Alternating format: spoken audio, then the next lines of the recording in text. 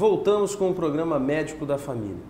As doenças que acometem a artéria aorta são motivos de muita preocupação, pois, na maioria das vezes, não geram sintomas e muitas vezes não alteram os exames. Mas elas comprometem a função dessa artéria, que é a de receber todo o sangue ejetado do lado esquerdo do coração, além disso, distribuir para todo o nosso corpo esse sangue. Está comigo hoje no estúdio o médico cirurgião cardiovascular, Dr. Mauro Cosme Gomes de Andrade. Doutor, mais uma vez, muito obrigado pela sua presença. Obrigado pelo convite. Doutor, o que é a chamada aterosclerose?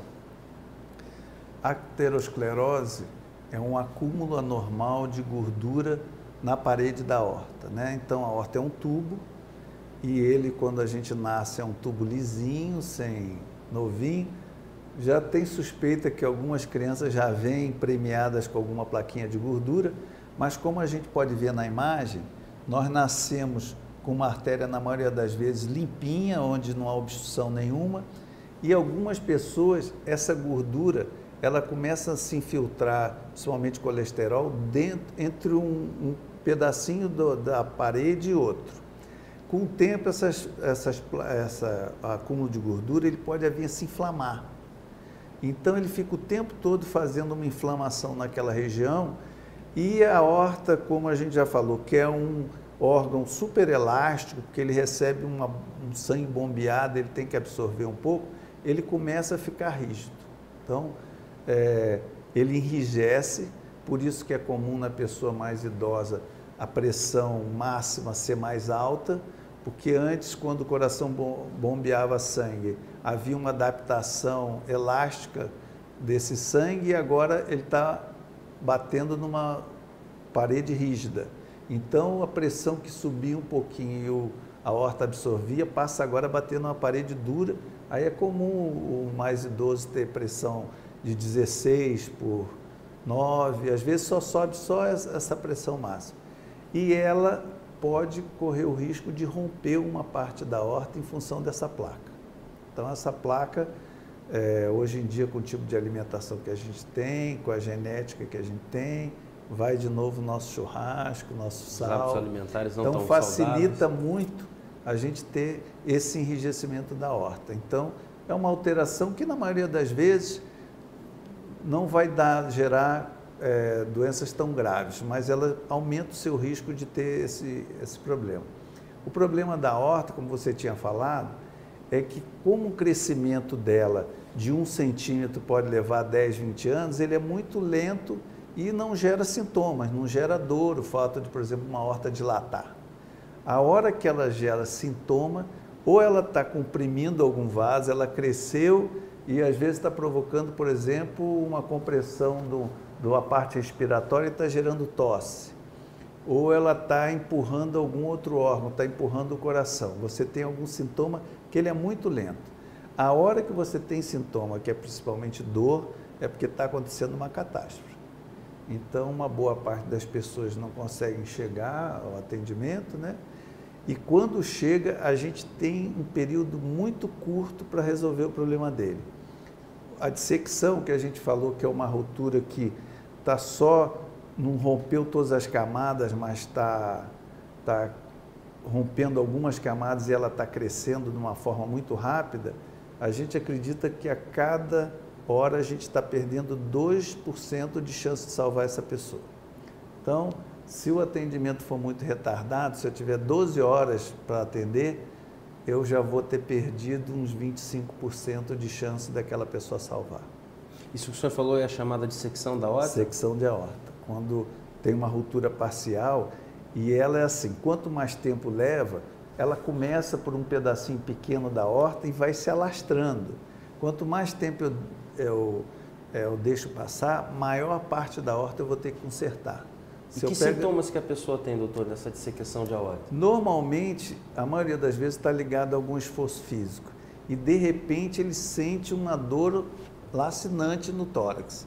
Também tem dissecção no abdômen, então pode acontecer de a pessoa de repente ter uma dor muito grande no abdômen. Essa dor é muito importante, ela simula o infarto, se confunde com o infarto, que a pessoa tem uma dor forte, pode suar e eventualmente essa dissecção da aorta pode causar um infarto. Aí é uma confusão geral, porque as coronárias, que são vasos que levam sangue para o coração, elas saem da aorta também. E se a aorta tem problema bem em cima onde está essa coronária, ele pode comprometer. O problema da dissecção é que ela pode deixar de sangue para uma parte importante de algum órgão. O sangue acha um caminho que não é o normal dele e deixa de ir pelo caminho normal, que é mandar sangue para o rim, mandar sangue para o coração. Então, quando o sangue passa aí por esse caminho alternativo, ele leva para o sacrifício esses diversos órgãos. Por isso, quanto mais tempo eu demoro para atender, eu vou ter um problema com a aorta, vou ter um problema com o rim, vou ter um problema com o coração e, eventualmente, eu vou ter um problema cerebral. Se essa ruptura parcial da aorta subir para um vaso da cabeça, pode ser que a pessoa tenha um acidente vascular encefálico, pode ser que a pessoa tenha um AVC. Então, como é um órgão muito importante, muito no início, o grau de complicação é muito grande. Então, a gente hoje tem exames que a gente faz num período muito rápido. A gente tem um exame hoje chamado, é uma tomografia feita só para vasos, que se chama angiotomografia, que hoje a gente consegue fazer em 15 minutos. Então, a pessoa tem que ir a um centro que esteja equipado com esse tipo de equipamento, que esteja direcionado para essa área cardiovascular, e aí a chance dele cresce muito. É possível prevenir, doutor? Quais as recomendações? É possível prevenir com os hábitos saudáveis que todo mundo sabe, e quem tem algum risco maior, fazer um acompanhamento com o médico, fazer um acompanhamento semestral para a gente ver se está havendo um crescimento da aorta normal, e os outros são os hábitos melhor. Não fumar, tratar da pressão alta, ter atividade física depois de fazer um check-up, que não pode, não faz nada, de repente resolve jogar um futebolzinho depois dos 50 anos, e é assim, é só aquele dia do futebol, uma cervejinha e um churrasquinho depois.